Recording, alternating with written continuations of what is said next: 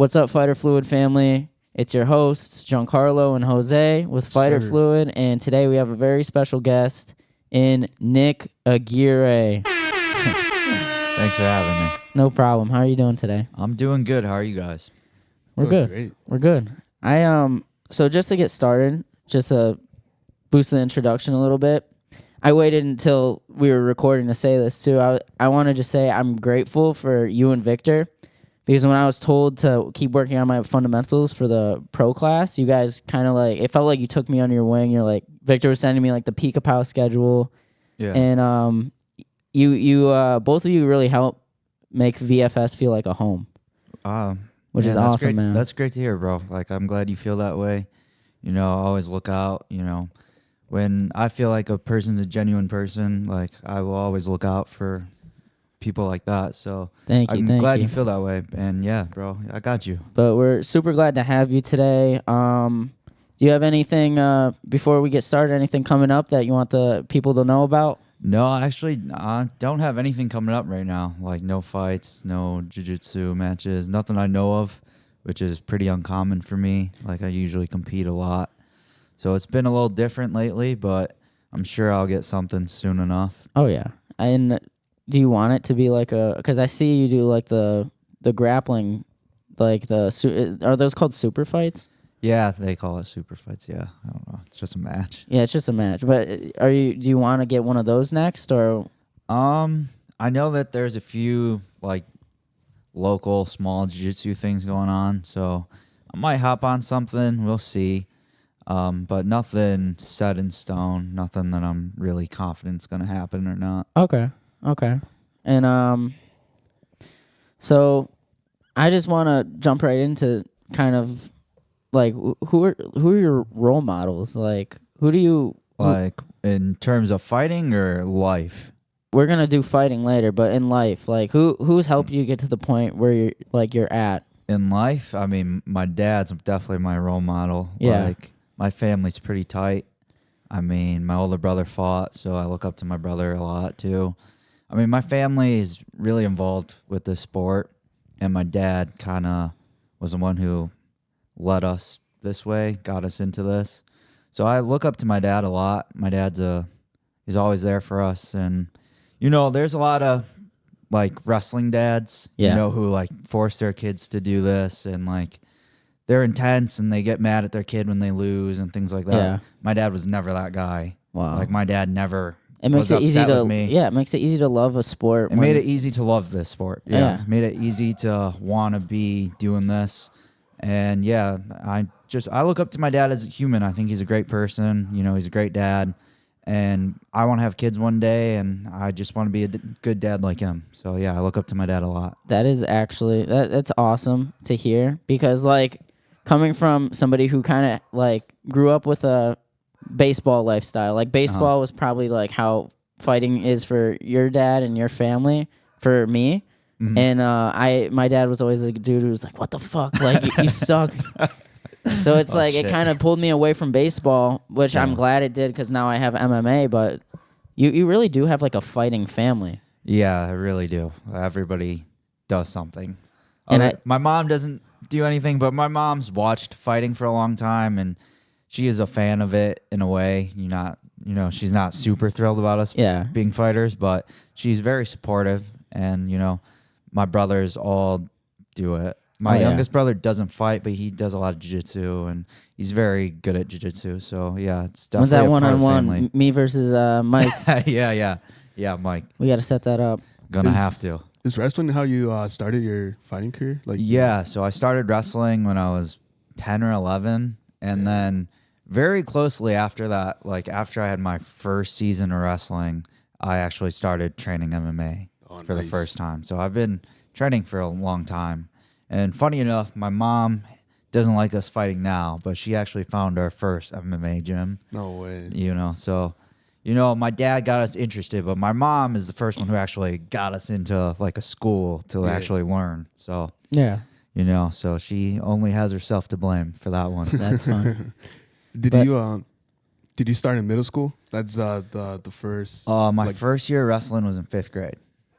So right before middle school. And you did that all throughout high school too? Yeah. I wrestled all of high school, wrestled in college for 2 years in college. So yeah, I love wrestling. Wrestling's my favorite sport. I like watching wrestling even more than fighting. Oh, really? Honestly, like I'm super into college wrestling. I like wrestling more than anybody I've ever met in person. So, Do you keep yeah. track of a lot of like college wrestlers that are wrestling right now? I watch way too much. You know what? I saw on your Instagram you're posting about the Hawkeyes. Yeah, I wear Iowa wrestling stuff a lot. Do you go weekly to watch that? No, it's too far to do that, but I go every year at least once or twice. That's cool. I've been to like 3 Iowa meets this year. Oh, wow. So I go quite a bit. I'm a big wrestling fan. Those fucking take forever, don't they, too? Yeah, it's long. Like when Nationals happens, that's like my holiday. Really? I Yeah. can't believe, because like I was telling you earlier when Penevalon was on, he's a big wrestler. He told me actually like you guys almost met each other. We almost did. And then he saw that you were at VFS and he's like, "What the fuck? You've been here this whole time?" He's like, I've been trying to wrestle you. Yeah, I didn't personally know Penevalon, but like I've known who he was for a long time, and he's probably known who I was because we were around the same weight, and we were both ranked in the state pretty high. So yeah, we almost crossed paths a few times. So it's small world that we are teammates now, and all that. Yeah. It's crazy how wrestling works too. It's like I feel like it's a very tight knit community. Like everybody knows each other. Yeah, everybody at least somewhat knows everyone. Yeah, at least very at the small. like college level. It's like a niche sport. Like there's not too many people who are involved. So like if you get to a certain level, yeah, everybody sort of knows everybody. Yeah. And when did you start going to Peekapau for jiu-jitsu? Peekaboo, Did you get your blue belt there? I got my purple belt there. Okay. But I have not been there for too long. My brothers my whole family goes there. Like I have 3 brothers. So they all go there. My dad goes there. And I just started like just once in a while going there just to like work out with them. And then I met Aaron Brooks, who is the head coach there. And he's phenomenal. He's like a great dude, and his technique is super good. Like his technique is one of the best technique I've ever seen. Oh yeah. So yeah, I try going when I can, but it is far for me, so I'm not there as often as I would like. But I love going there. I love training with all my brothers and my dad, and it's fun. It's a nice environment. Peekapau is a great energy in there. When I first went in there for an open mat and I saw Aaron, I was like, this dude is so young. And I was like, where's the gym owner? And they're like, that's him. And I was like, what the fuck? Yeah, I mean, a lot of gyms have dickheads around and Oh, people yeah. who are unfortunate to train with. Yeah. But over there, everybody has positive vibes, and it's definitely good energy over there. I really like going out there when I can. That's why I was like, the first time I went out there, I'm starting to try to go every Monday and Tuesday morning now when I want to make the drive. But when I do, it's worth it. Yeah, dude, it's a great place to be. I like going on Fridays when they like do open mat type stuff. I like going then, but yeah, the classes are definitely good. Yeah. So going back to your family and with Victor, your younger brother, who's making his pro debut April 7. Look out for that. Yeah, April 7th, Hammond, Indiana. It's gonna be Havoc in Hammond. And just going back to that, like when you see his fighting style or at least his striking, like do you kind of see yourself in him in a way, or do you feel like he's adapted like a unique style training? He's definitely different from me. We have some similarities, especially with our grappling, but there's definitely differences.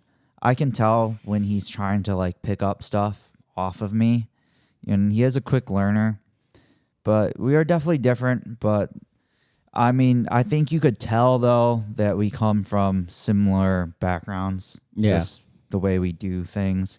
We're a little funky. Our grappling is good, but it's different. Like my grappling looks different than a lot of people, and so does his.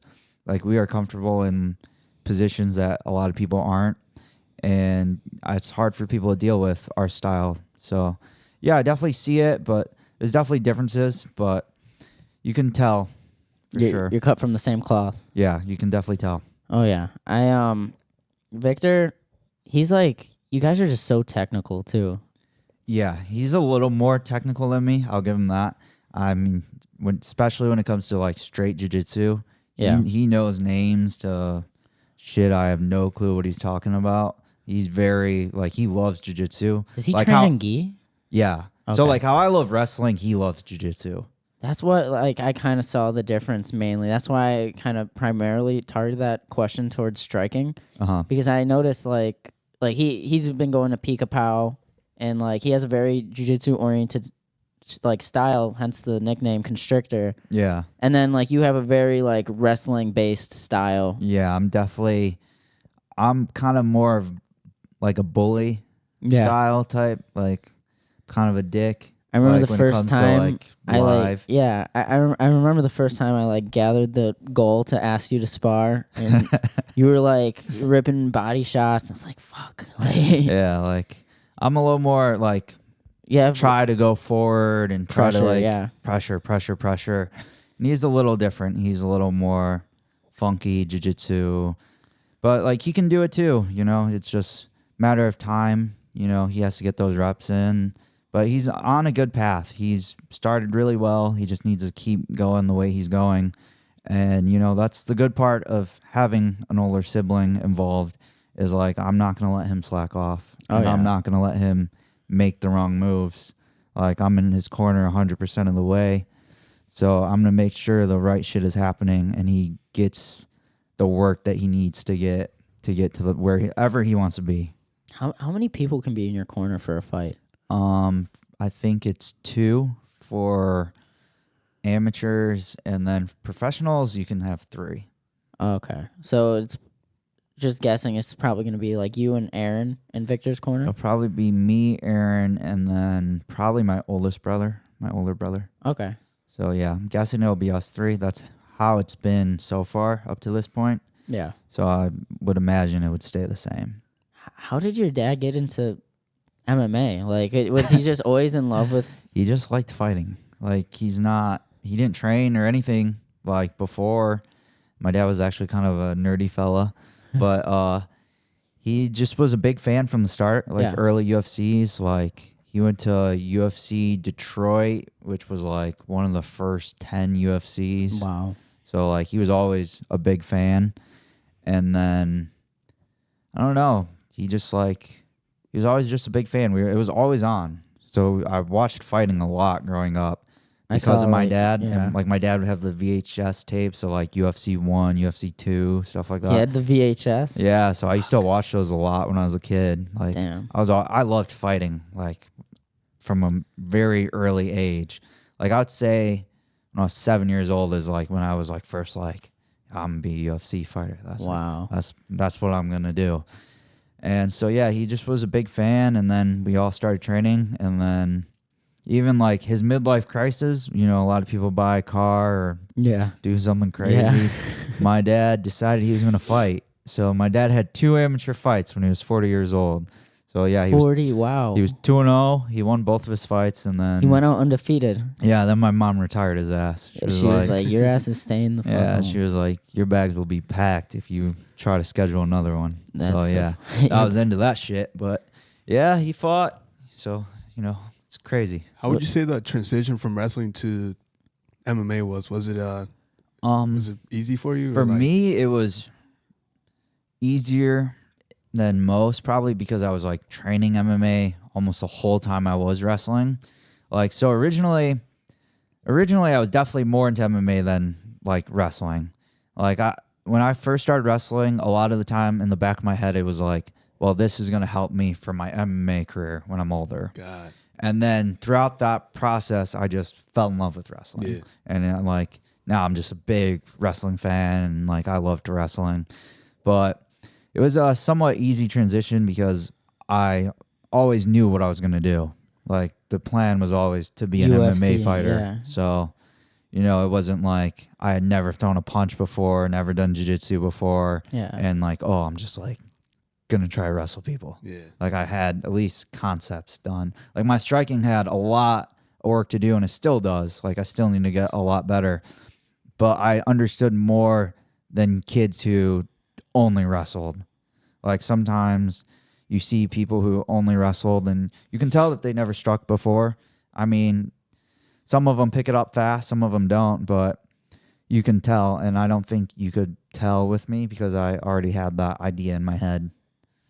That's awesome. The concepts were already there, already down. Yeah, the concepts were there. It was just about perfecting it and, so far away from that. And just like understanding why you're doing things. Like, you see a jab and you just think, oh, I can do that. Oh, I can do these things that look very simple. But when you actually have somebody who's good in front of you, it is so much harder to do. Yeah. So you have to understand, how is this going to work? What am I looking for?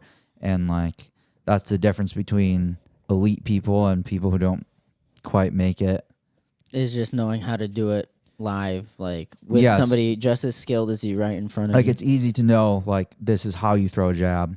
This is how you this is how you do a double leg. But like, how are you going to double leg somebody who is good and is like able to stop that? Like, you need to be able to set things up. And that's why like so much of like our practices isn't learning the basics. So much of our practice is learning like how to set things up that are basic. Yeah. Because you need to have these things work when it is a high level. That's the point. So yeah, it is the more and more the higher you get, the more technical it gets. Yeah, I could see that. Like when I used to train, like with that morning class, it was always like how to set something up. And it's like, if you couldn't do like the basic stuff to like what you're saying, what you're trying to set up, then it's better to go back to the basics because then at that point it's like it's messed up. Like, it's not going to be able to work when you need it to, and especially with like Bilal's practices, like we all know how to do a double leg in that room. We all know how to do a single leg in that room. We all know how to do body locks in that room.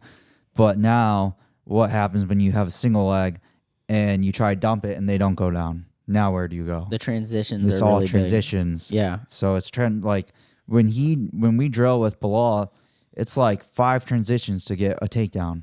And we know all the individual stuff, but what happens when you put it all together? Can you do that? And that's the difference. How similar are those transitions that we were doing in that room compared to like your college wrestling? Have you messed with those transitions before? Or is MMA transitions in wrestling different from regular wrestling? Definitely different. It's definitely different in ways. I don't know. It's hard to explain, but yeah, it's just different with MMA.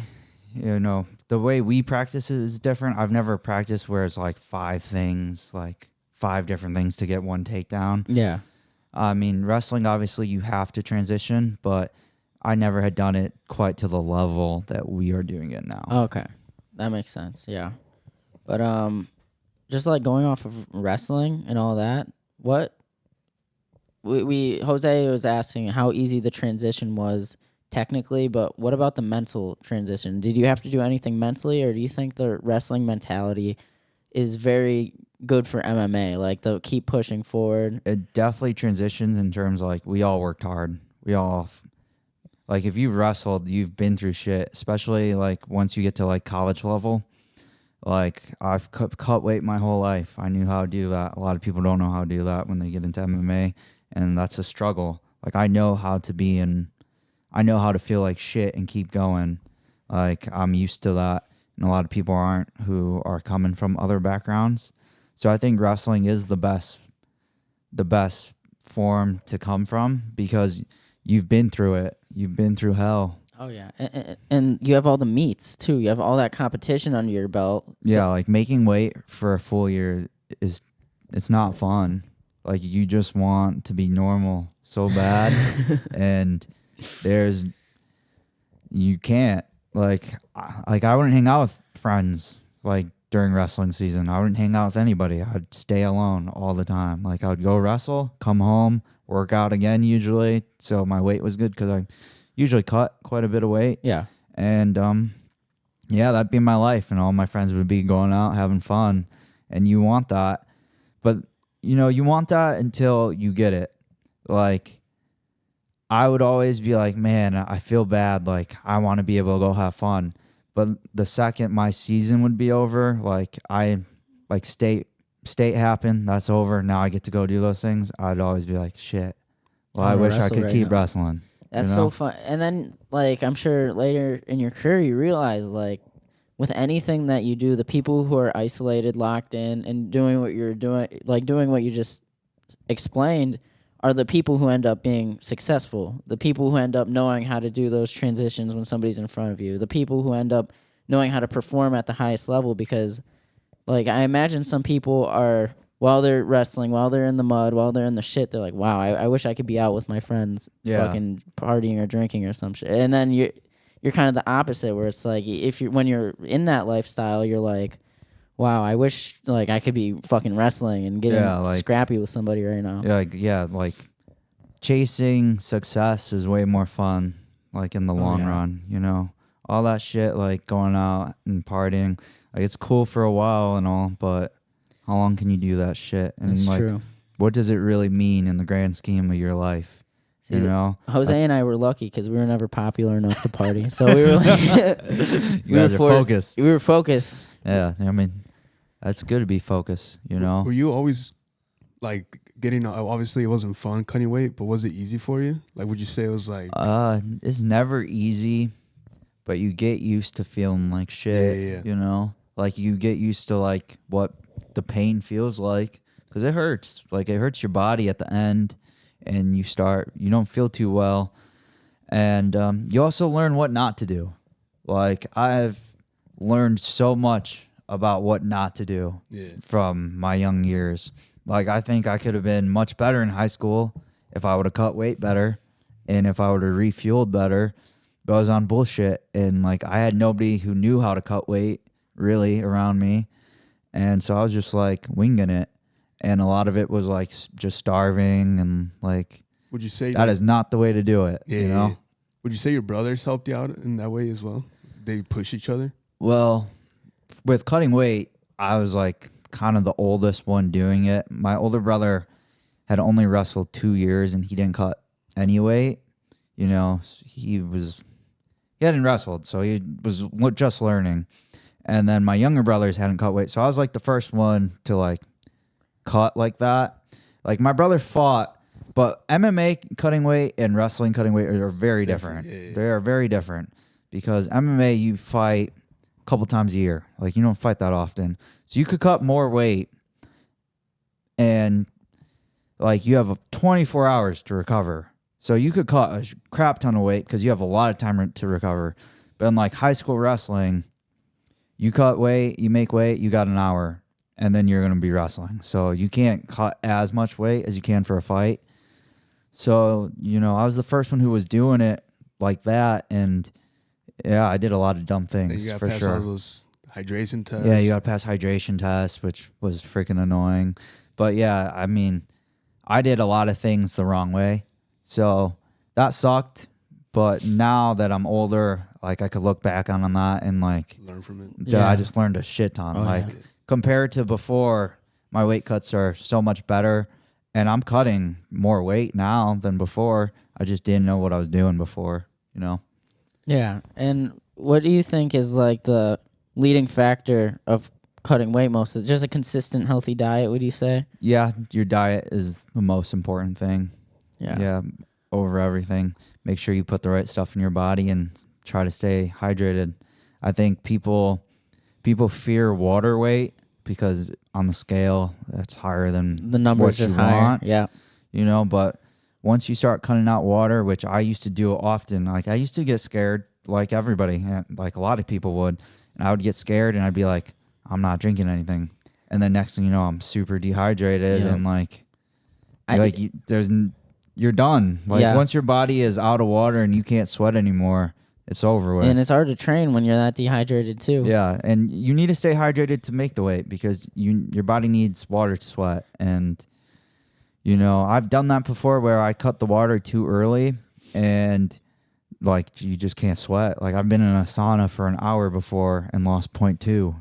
Like, holy crap. I've had some bad experiences and you know, I've learned from it, and you know, now the way I do is way smarter and way more like slowly get there. It's more practical to do it. Yeah. And just going off of like the weight conversation, I remember when Coach Mike was telling me like, listen, you got to cut weight or you got to get out. I was like, fuck. And I noticed you were like there, you were like listening, and then you were like, you kind of like not tease me, but you'd be like, Giancarlo, if you like, how's the weight cut going? I was like, dude, it's fucked up. And then like I actually ended up cutting it, but I know what you're talking about. I'd lose water weight. And I was scared to drink water because I'd look at the scale and I was like, fuck. Like, I thought it was all just water weight. And since I was trying to do it in a month, I felt like that was more important. Yeah. But, like, I've never done, like, wrestling like that. So I had no clue how to cut weight. Yeah, you're just going into it blind. So I was just, like, fucking frantic. So I ended up cutting the weight somehow, some way. Thank the Lord. I was, like, going on runs and everything. Yeah. And it was funny because, like, we were all sitting in a circle and you were like, hey, so how's the weight cut? Like, did you do it? It's like, yeah, like I sent Coach Mike a picture and he left my ass on red. And I was like, yeah. I mean, that's the thing. Like, you can do it. Like, I did it the wrong way for all of high school wrestling, college wrestling. I got a little better, but not quite where I am now. Even like my first amateur fights were like, I had a few times where making the weight was really hard. But your body can do it, but can you compete now? Yeah. You know, could you have competed? That would have been hard. Yeah. You know, so it's just about doing it the smart way, and, you know, your body will react better to that than, like, just rushing it and doing bullshit. Being frantic. Yeah. We don't have to worry about the dog since these mics can barely catch us talking. Yeah, it's all good. But thankfully, I never had a cut. Just because I was a heavyweight, so I was everybody was cutting, I was just eating. I wish I was a heavyweight. That's the life. You get to compete and you get to eat whatever you want. Oh man, it was the best. Double positive there. Tell them how you got injured in wrestling. I got hip toss. And I got a concussion from one of the other heavyweights. Oh shit! He was a varsity. I was a freshman. Was that the end of the wrestling career? Yeah, that was it. I was 1-0. Went out undefeated. Yeah, that was crazy, dude. I was in the second period. Yeah. Oh my god, I was just breathing, and it was just like there was no saliva in my mouth. It was just straight air. Out there. It was just bad. It was rough. And then he tried to take me down, but I said, no, not today, boy. Not today. Here we go. There we go. And just a quick shout out. Did you wrestle? Like at all? Okay, so I was actually undefeated too. Oh shit! My middle school. So I'm career, the only one who lost a wrestling match here. Okay, so yeah. So like I'm like third of the. I'm sorry, but here. yeah, you're standing at the bottom. The bottom list shit, right now because in middle school I was 7-0, but I wasn't varsity, so I was fucking team killing my dudes. They would have me wrestle my own school because that's what we did on JV. Like for the JV? Yeah, so I was like 7-0 against my own team. I only had one match against somebody else, which I won. So fuck, undefeated. Undefeated. They never ranked us. Undisputed. I don't know. They must they were tripping, I guess. They missed us. Yeah. They missed us. Yeah, they were tripping. But just a quick shout out to the people in chat. We got Coach Pee Weezy. He says, "Let's go, Nick." Oh shit, Pee Weezy. And he also said he's the opposite. He doesn't like watching any wrestling. Does he? Which he talked about on Tuesday. He's like, I've been wrestling since I was 4. Like, I don't want to go and sit through a fucking wrestling tournament. I've done that too much already. I mean, I know a lot of people like that. Like, I think a lot of people get sick of, like, I mean, most of the kids who wrestled who, like, are as good as, like, guys like Pernevalon. Yeah. Have been wrestling since we're 5, 6 years old. Oh yeah, sick of that shit. They get sick of it. They're like, I don't want to watch that shit anymore. You know. I think I'd be the same. I'm not gonna lie. My little cousin, he actually just he wrestled this year. This is his second year wrestling. He's like 8 years old, and he actually did really well. But like he's in there, and I want to know your opinion on this. He's in there, and before his match, he's like scrolling on his iPad, like fucking twiddling his thumbs. Yeah. And it's like all these kids are doing that. Like what did you do to get ready before like a meet or even before like or what do you think about this new generation just fucking twiddling their thumbs before a match? Like, I mean, I think that's wild. Like you need to get you should be in the zone. You need to get mentally prepared to go out there because it's intense out there at times, you know, so you need to be prepared that somebody's going to come after you. Yeah. So, yeah, you know, you definitely have to mentally prepare it. I would definitely not be on my phone right before a wrestling match or an iPad, nothing like that. But, you know, a lot of people have different ways they get ready. So, How whatever do works for you, I guess. How do you get locked in? Did you just stay in the zone, just to yourself? Or I usually stay to myself. I try not to talk to too many people. I kind of like go over in my head over and over again, like what my game plan is and what positions am I good in? Where do I want to be? And I keep picturing that. I tell myself like positive stuff as much as I can. But, it is hard. There's a lot of nerves going on. So that is something that we all have to deal with. Was that since you first started? Like, how have you changed the? Yeah, I mean, I was always nervous, but wrestling. After a while, wrestling, it was like, what's the worst that's gonna fucking happen? Yeah. Like, I get pinned. Like, that would suck. Get I don't want to get pinned, but like, that's not as bad as like a fight. I'd always tell myself like, if I lost a wrestling match, I'd be pissed. But I always be like, I'd fuck that dude up. Like, if we fought, I'd fuck him up. So he could win this wrestling match. Were you a shit talker in on the mat? Nah, not really. Nothing crazy. I mean, I'm definitely chippy. Like, I got a little chip on my shoulder for sure. So, like, if I feel like you're trying to, like, scrap with me, I'm not going to back down, Yeah. So I definitely have a little bit of that in me. I'm super competitive. Like, too competitive to a crazy extent. So, yeah, I mean, I'll get chippy out there, but, like, I don't really, like, talk shit. Yeah. Like, when I fight, too, like, I don't talk too much. Just focus. I just go out there and fight. But if they, like, say something, like, especially, like, I had this one kid, he kept, like, just staring me down. I don't know, he was a weird dude. He just wouldn't stop staring at me and, like, trying to give me mean mugs. And, like, before we fought, he said something about how I fought nothing like but bums and he was going to whoop my ass or some stupid shit like that. And I killed him. I beat him in like a minute. Wow. And like after stuff like that happens, like if you talk shit, like I posted something like of what he said and then the video of the fight. No way. Like I'll do stuff like that. Like but that's only if you come after me. Because you're finishing it. And it's like, imagine how stupid the guy looks after talking all that shit and then getting fucked up in less than a minute. Like, if you said nothing to me and I beat you, like, I'm going to be humble about that. Yeah. I know it sucks. What you're going through sucks, and I'm not going to try to bring you more down on that, and I won. So, like... Has that happened in an MMA fight? Like, people talk too much shit? Yeah, that's what I was talking about. That was an MMA fight. Oh, that was an MMA fight? That was an MMA fight. But yeah, that's only one time something like that has happened, really. Did you have any rivalries? Like in wrestling? Yeah, that you just came back, you guys wrestled every time. Not too much. Used to wrestle this kid, Josh Martin, a lot. He wrestled at Glenbard East, and he was really good. And we wrestled a bunch. We had a bunch of good scraps. I hated wrestling that kid. He was strong as fuck. One of the strongest kids I've ever felt. But I wrestled him a lot. Won some, lost some. We went back and forth. So that was definitely good competition. But other than him, nobody like that I can think of.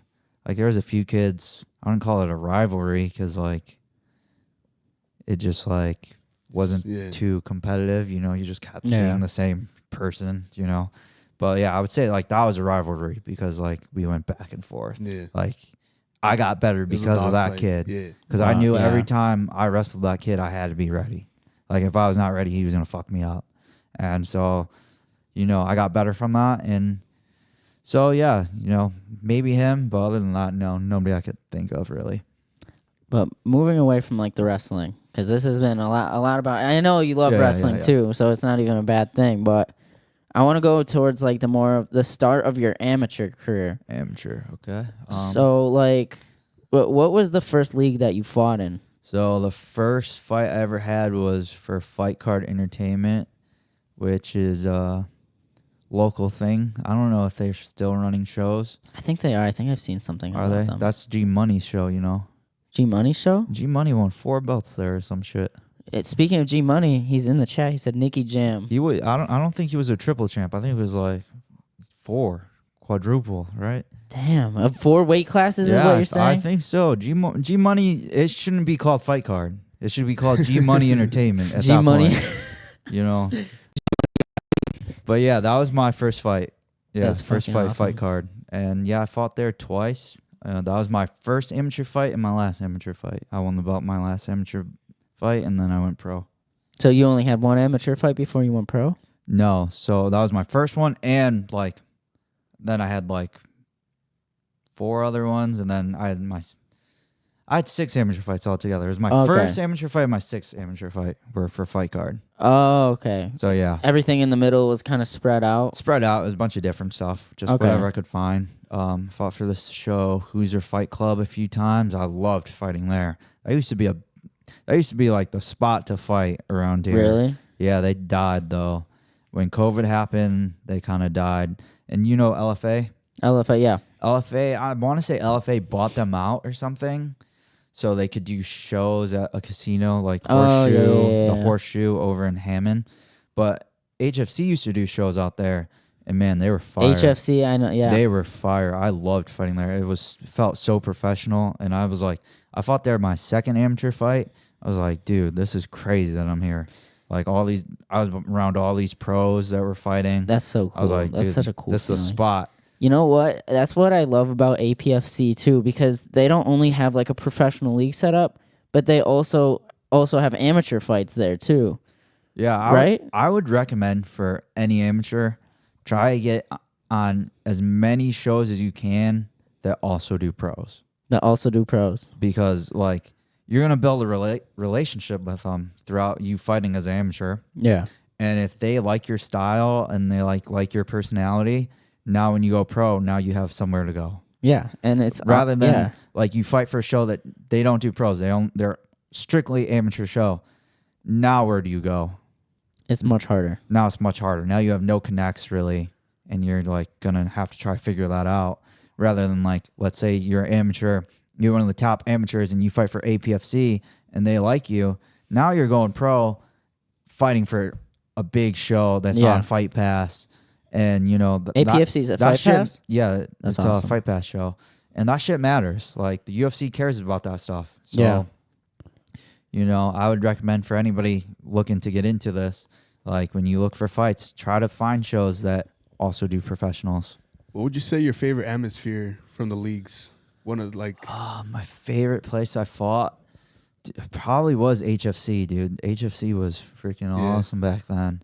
I kind of thought, like, when I went pro, I thought HFC was going to be how I got to the UFC. Like, I was going to build fighting for HFC.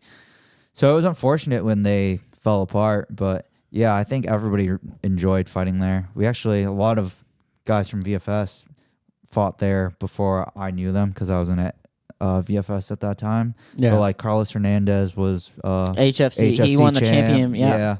So, yeah, I'd seen a bunch of those guys before I knew them, fighting up there. It was kind of like it felt like a full circle moment when you came at Dude, VFS. it was super weird. Like, because, like, I wasn't friends with those dudes, and they were an opposing team that was close to us. Yeah. That was, like, supposed to be really good. So, like, not necessarily was trying to be friends with anybody from out there, at first. But then, I met everybody when I went over there, and everybody's super cool. Coach Mike, all my teammates. So, yeah, I love being at VFS.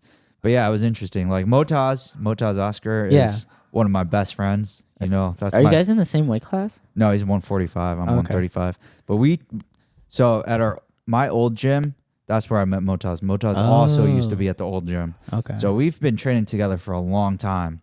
And it's funny because actually at HFC, he fought Alberto. So, no crap. Yeah, so it's super weird because now we're How did that fight go? We're Who all won? teammates now, but yeah, at one point it was Who won that? Motaz won. Motaz won a decision. Okay. But yeah, so it's weird. Dude, Interesting. I love Alberto. Like, Alberto's the dude. I was like getting my fucking face pressed in a cage once. It's like, are you really gonna let this shit happen to you? He's definitely an It's like, instigator. your mom. What if your mom's watching? I'm like, fuck, dude. Like, he makes you want to get up. I can see why he corners a lot of the guys. Yeah, he's a great corner. But Very yeah, motivating. It was interesting, because I would say me and Alberto have similar builds, like in terms of height and just like size, kind of lengthy. Yeah. And he's jiu-jitsu. His jiu-jitsu is really good. He tries to get people on the ground. So actually, like, for that fight, I felt like I was like a good look for Motaz. So, like, I helped Motaz get ready for him. Oh, yeah. And then I came to HFC and, like, started seeing the guy every day and was like, he's super nice dude. And you're like, I helped somebody get ready to fight you. Like, that's weird. Yeah. You know? And then you're all teammates. Yeah, now we're all teammates and, you know. Which is cool because I feel like that's the start of like just the state of, you guys are part of the history of the state of Chicago being a more staple in the MMA, or the state of Illinois. I sound so stupid. of being more of a staple in the MMA community. You know what I'm saying? Because at VFS, all these amazing fighters come together. All of you guys come together. And then all of a sudden, VFS is the place to be.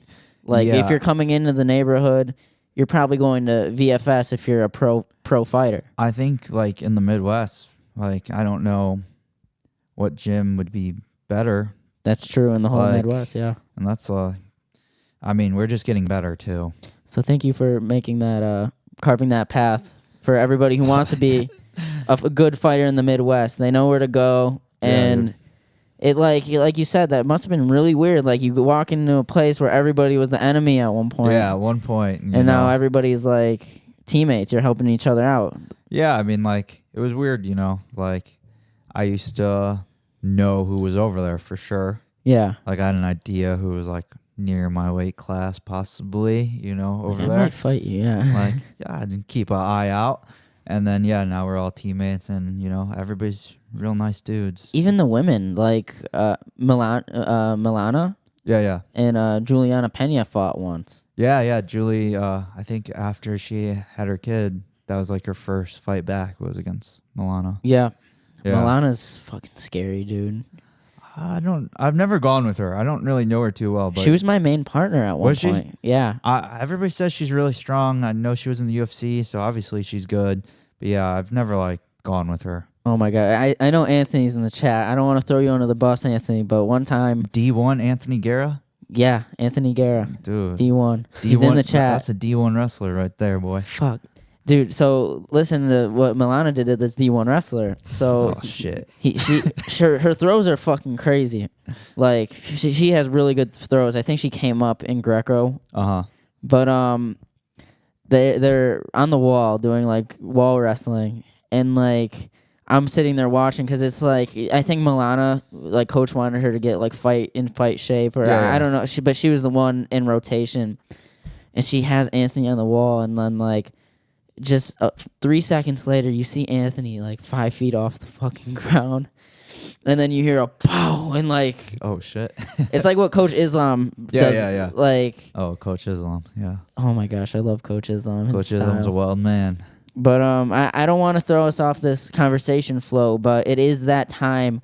We have an Uber Eats segment sponsored by Fighter Fluid. Everybody go get you some Fighter Fluid when it drops this summer. But this is just, we're going to order food. It's going to come. We're going to watch some highlights. And the man who gets to pick what we eat today. Oh, shit. Let's do it. It could be anything. Get yourself a nice steak. It's on Giancarlo today. Oh, it's on him? Okay. It's on me today because Jose paid on Tuesday. Let's go expensive. Most expensive thing we can find. Get a little of everything. A little bit of everything. This table's going to be like filled with food. What's like close to here? We have like Dengio's, Portillo's. We got a lot of sushi places. Like, I was looking for Portillo's because I passed that when I drove here. I don't see it. Well, what's your go-to like fast food place? Shit. Or do you even have one? I do. You know, I'm healthy a decent amount, but I love my food, bro. Like I'm not gonna come out here and lie. Like, like I'm like Chuck Buffalo, like you know Charlie Radke, like that dude. He might not have a favorite fast food place. That dude eats so healthy all the time. Like, I'm not going to front and act like I'm not. I like my pizza. I like my burgers. Me too, man. Chuck is such a nice dude. Like, is Culver's close? Culver's is close, yeah. Yeah. Run it. We're going to make up for the time that I didn't go to Open Mat and the whole Aguirre family went to Culver's. Oh, shit, yeah. You said you were going. I did. I lied. I'm not gonna lie, I never use this app. So you said pizza or burgers? Either one of those? Dude, I love pizza. Dude, I could eat pizza every day of my life. Oh, me too. Like when I'm done fighting, I will never stop eating pizza. I will never go a week without eating a pizza. Never. thinking like Domino's or like you like more of those No, like I like deep, Authentic. like deep Authentic. dish. ooh, Have you been to Pequod's in Dude, I'm gonna be Chicago? a fat ass one day, bro. No, I've never been to Pequod's. I want to though. I want to too. Run it. Let's run it. Let's do it. Shit. You Do said that you go to a boxing gym in the city? Yeah, I do. I'll have to come with you one day. We'll Come go through. We'll get Pequod's. I'll get knocked out during training, and Shit. you can treat me to Pequod's We'll eat afterwards. pizza after. It'll be all good. You're only getting cheese curds? Yeah, I'm good. Just cheese curds. I'm cool. Bro, what? Dude, it's on you, bro. You want me to get more? I want you to get more. Dude, I don't want to be that fat. I'm good. Fine. Fuck. Now I'm going to feel bad getting a fucking butter burger, dog. Dude, that's fucked up. Thought you wanted to be a fighter, bro. I'm kidding. Dude, enjoy your butter burger. You ain't got nothing coming up. Yeah, I'll get some shit. I know.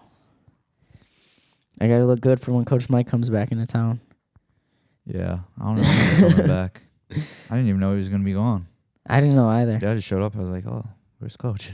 It looks like he's in like Florida or something. He's Having somewhere. the time of his life. Dude, Looks he's nice. He's probably having a good ass time. I was gonna say it's the time of the year to go to Florida. Spring break. Yeah, I'm sure he's having fun. More than all of us. I mean, I don't know. For this We rainy ass got to get him on weather. this podcast. I wonder how he'd like it. He definitely does. Like, he definitely wouldn't come on here yet. Coach Mike's low key. I don't think he does. I don't this even type of stuff. Yeah, he's very low key, and it's like if he wanted to not be low key, he definitely could be out there. You know? Oh yeah, I mean you see other coaches, other coaches who have successful teams, they make it known who they are. Oh yeah. I don't think he's not. He's not. He doesn't want to be in the spotlight. I don't think so. I don't think so either. Because if But if he wanted to, he would be at this point. Oh yeah, for sure. You know? I mean, like his story's awesome. Like how he was with Cowboy Cerrone for a while. Dude, he's trained a lot of fucking killers. Oh my gosh. Fuck, dude. I want this butter burger, but no. Dude, get your butter burger, bro. Don't feel bad about it. Dude, if I'm honest, I'm just not getting a butter burger because I'll probably eat something tonight. So today's you're gonna be your cheat day then. Yeah, I'm gonna be chilling at home. Today you're not gonna. Today's kind of like a chill day. Well, usually I go lift today. Okay. Well, I usually lift at this time, so I rescheduled. Just say like, dude, thank you for rescheduling your lift for our podcast. It's all good, bro. Do you watch that? Are you up to date with the UFC? Like, do you watch it? Yeah. I watch everything. Do you watch the 299? Yeah. I watch like every card basically. I was. What I think, dude, it was a great night of fights. Yeah, my family, we all like Dustin Poirier. Oh my god. A lot of times we don't all like the same people. Like a lot of times we disagree, but we all like Dustin Poirier. So it was nice watching DP, Dude, do his thing. nasty. Dude, it was. He's very authentic. I love fighters who are authentic, dude. Like, I feel like I was even talking about this on Tuesday too, but it's just the people who go in there. I feel like having a personality in the UFC is kind of like overrated because then it's like you have to think people who actually deserve shots aren't getting them because and you got to keep that shtick up forever. Yeah, Like it probably gets old. Like Colby Covington can't stop doing what he's doing. No. Or nobody's going to care anymore. Exactly. And like how long are you going to really be fucking doing that, And I know some people are like, oh, it's a character and all this shit. But, like, if that's what you're doing in front of everybody, like, people are not going to like you. And it doesn't matter if it's a character at that point because, like, you're a dick. I know. And You're saying stuff that makes you sound like a dick. Like, it doesn't matter if it's a character at that point. Like, you sold your soul to be this. I mean, shit. Exactly. And it's not like the fucking WWE where I don't mind people who are like a bit out there and like say crazy stuff, but be authentic. Yeah, be authentic. You don't need to be a character. Like Chuck Buffalo, Charlie Recchi, dude. Like he's funny. That's not a character. He's a wild man. He's when he fights, yeah. He's a wild man. Like super nice guy. You meet him, he's super nice. He's like he will try to help anybody. Like I asked Chuck a question, he's like gonna actually think about it and give me like his best answer, like anything like position wise. His jiu-jitsu's sick. He's amazing at jiu-jitsu. I loved when he taught that one jiu-jitsu class for us that one day. He does like a lot of front head stuff, which is like where I like to be. So I had a lot of questions like because he's better at it than I am. And he was showing me so many things, and he's like that. He'll help anybody. But like when he fights, he's a fucking wild man. And he's like he's very funny too. Yeah, like, but that's him. That's him, yeah. You know, he's not like faking it because, the cameras are here. Yeah. Which, I don't know. I just don't like when people do that either. I know, yeah. That's the trend.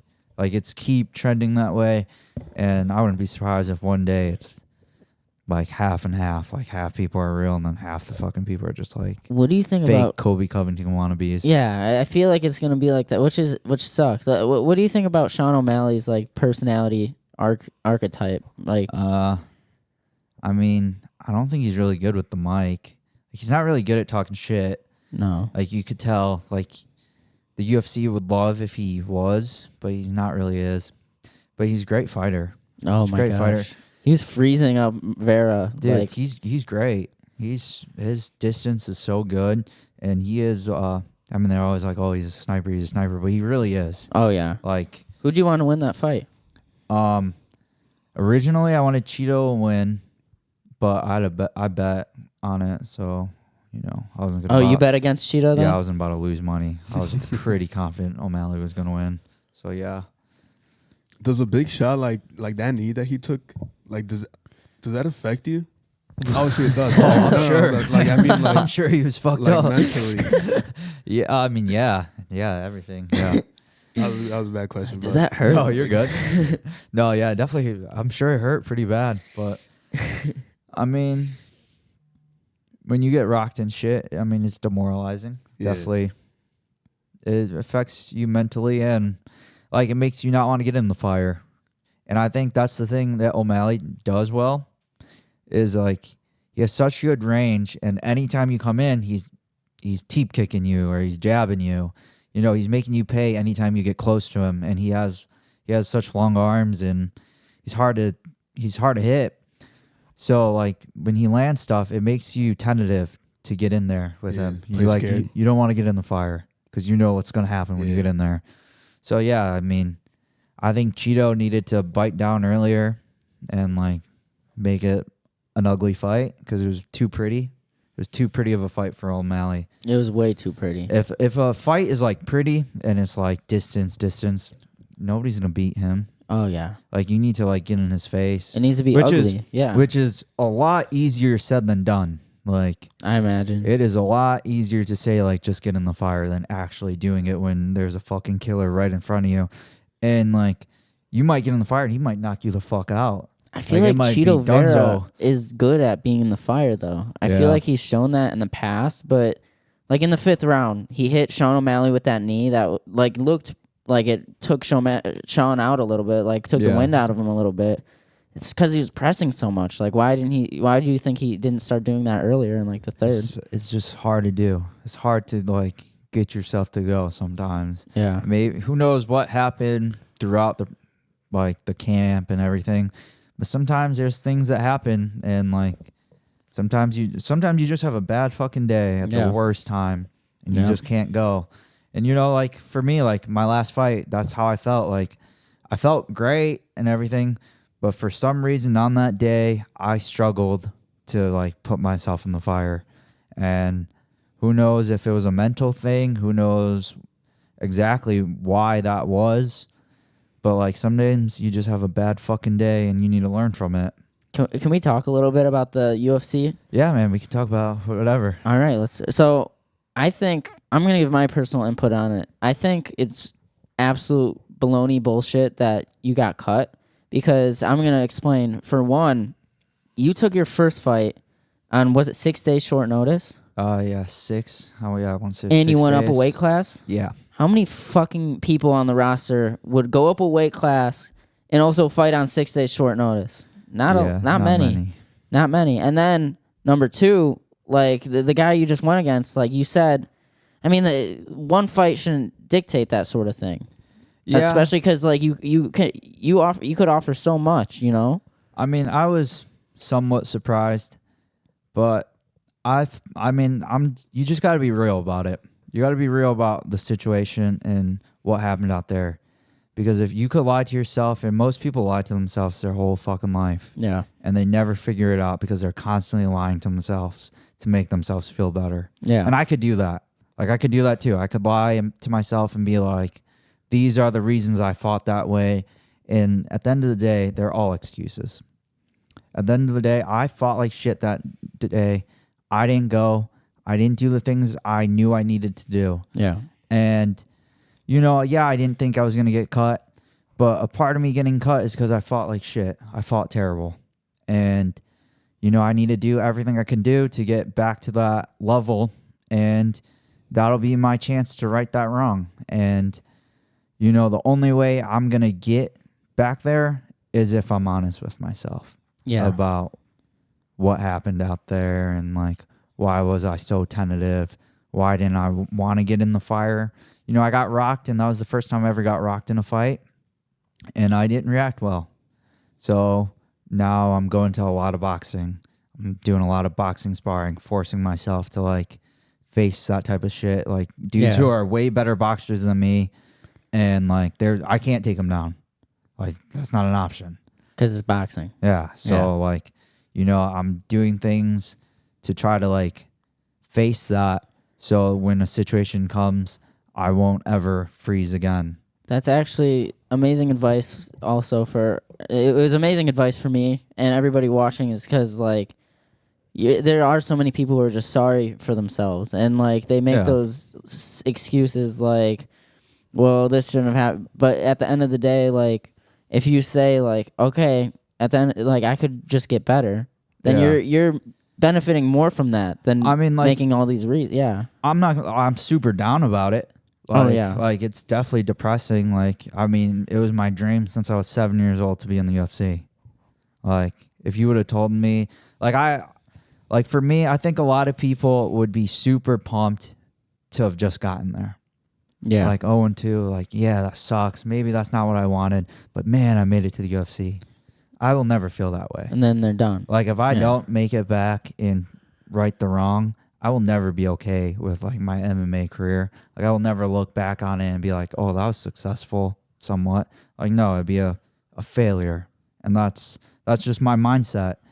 So yeah, like I'm definitely like different in that way. And so I am super down about it. Yeah. But like, what am I gonna do? Just weep about it, cry about it, fall on your back and give up. Just like give up? No, like that's not the man my family raised. My parents didn't raise a bitch. That's not the Aguirre way. They didn't raise a quitter, and you know, I have people who are counting on me, and I got to get it done. So I need to face it. I need to figure out the reasons, and I need to right those wrongs, and only I can do that, you know. Nobody could fix it for me. I mean, man, I look up to you personally. I feel Thanks, like... bro. Appreciate that. I feel like when I first walked into the gym, too, it took like in a couple months into it, like I was like... I asked you a question, like, how do you balance work and training? And, like, you sat down and you actually cared to answer the question. You're like, you just got to be here. You have to do what has to be done. You're talking about the jobs you used to have to work and like how you just need to show up. I'd work some bullshit jobs for sure, like overnight, you know, just like I'd get off work at like 7 a.m. and then go train a few hours later. Yeah. Like, those are things you have to be willing to do if this is what you want to do with your life, because this is not easy. And making a living in this is near fucking impossible. Yeah. So like if you want any chance, you need to be willing to make sacrifices. And one of the biggest things I would tell anybody, like what you asked me, like what's like the best way and all that stuff, is consistency. Consistency is the biggest thing when it comes down to it for the sport, because it's easy to be dedicated for a month. Like anyone can do that. I can tell you, be at the gym every day for a month, and yeah, it'll be a little hard, but you can do it. Yeah. But now what happens when it's like a year, 2 years, 3 years? How many times are you skipping? You know? And every session, every session's not going to make you that much better, but they add up. Yeah. And if I've been at 50 sessions that you didn't go to, now I'm either gaining on you or I'm even widening the gap even more. Yeah. Because I'm consistent. And that's the thing about me. Like, as sad as I am about this, like, yeah, there's days I don't want to get up and go to the gym. Yeah. Like, dude, it was embarrassing. Like, my fight was embarrassing. Like, most embarrassing moment of my life. Like, do I really want to go to the fucking gym every day? No, I don't want to every day. But I find a way to get up because the world is not going to stop for my sadness. It's already built into your character, consistency, yeah. Like, the world is going to keep going. I can't tell everybody, hey, I'm sad right now, don't get better. Like, people are going to keep getting better, and people are going to widen the gap. The people I want to beat, like, I don't care about beating some regional guy who's 500 or, like, some guy who's, like, good locally. I don't care to do that. Like, I want to beat the best people. So if I want to beat those people, I can't give them any time to widen that gap. So, like, I can't feel bad for myself. I have to be at the gym. I have to be at the gym twice a day type stuff. And, yeah, that's the biggest key of success for this sport is consistency. I've seen so many people who were really talented who just, like, they just fade away. And you always wonder, like, what happened to them. But it happens all the time. The longer you stay in this, the more people you will see that have the abilities, but something stopped them. Something, like, even if it's themselves that got in their own. A lot of people's biggest thing is themselves,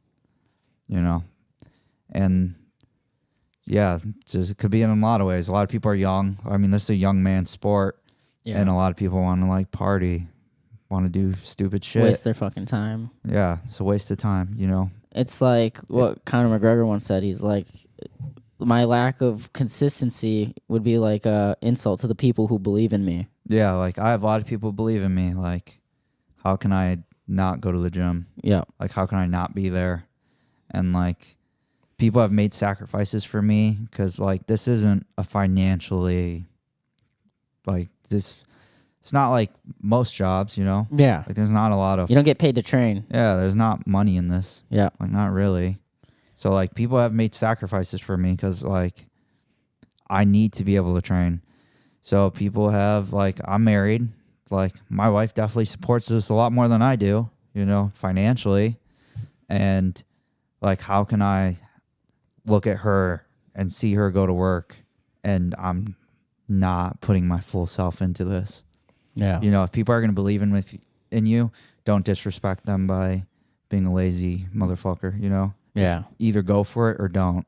This is, like, amazing for so many people too. And given that you're still widening that gap, like, you're still training every day, even though you're bummed out, you still have a plan for yourself. What does that plan look like for you in your head? Like, what's your roadmap kind of looking like right now? Well, originally I was going to fight on APFC with my brother. Yeah. So that was the original plan. Things kind of fell through. I don't really understand why they fell through, but they did. Yeah. That's life. Things happen. So I don't really know when I'm going to fight, but I'm just going to stay at the gym, stay busy. And whenever that opportunity comes, I know I'm going to be ready because I'm putting in the time and I'm not letting myself dwell over things, And, I don't know when I will be back in the UFC, I don't know how many fights that will take. But that's your plan. But that's my plan.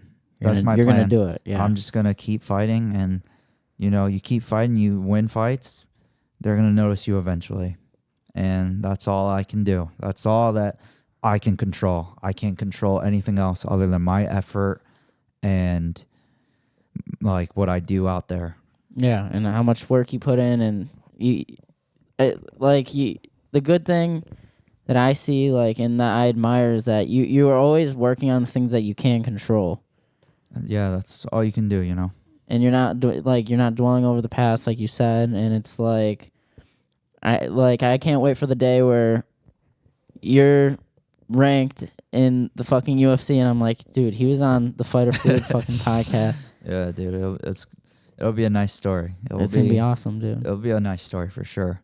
And you know, it sucks that it happened the way it's happened so far, but I know it's gonna be that much sweeter when I get what I've always wanted, you know, because it was definitely a bumpy road then.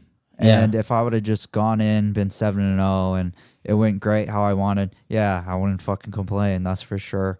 But it wouldn't have been as sweet as it's gonna be. Oh yeah, because I've had to go through it. I've had to go through some things that were hard to go through, and you know, I had to. It's not a smooth sea that you're sailing. Like, yeah, and you know, I had to deal with like haters and like things like that. Like I had to deal with stuff that was like, you know, disheartening. Especially like I'm a nice guy. Like I'm not mean to anybody. You know. So yeah, it sucks to like on the worst day you've ever had in your life, people are telling you you fucking suck and shit, you know? So it's going to be sweet when I prove everybody wrong and, you know, prove the people who support me right. And that's my goal, and I'm going to do it. And I don't know how long it's going to take, but I'm going to do it. Dude, yeah, I feel that's awesome, having that kind of mentality. Not a lot of people are gifted with that. They roll over. Yeah. Just, it is what it is. You know, just how I was raised was like, just get up. You know, when you get knocked down, you just keep going. And you know, I came from a competitive household, so it's just like what I'm used to. But yeah, it's not easy. It would be easier to just give up. Yeah. You know, when people's like, not giving up's not an option. You know, it's all like Chael Sonnen said, like it's always an option. It's actually the easiest option. Like giving up, that door is always there, and it is so easy to walk through that door, and you know, you just have to be mentally strong enough to like never let yourself do that. If you still believe, the second you're like mentally checked out, maybe you should walk through that door. But I'm not, and I'm still. I know what my abilities are when I'm, you know, firing from all cylinders, and I just have to be able to translate that to the actual fight, which is hard to do sometimes, but I'm trying my best to get there. Oh, yeah. What do you think is like the biggest factor in just living this lifestyle and being in there and not rolling over? Would you say it leans more to discipline or motivation, or a fine line of both? To keep going? Just to keep going. Yeah. Be in the gym every day. I mean, it's a mixture of both. Yeah. You know, you have discipline and you have motivation. Some days you're not going to be motivated, but the discipline has to like get you there. But you always need to be disciplined.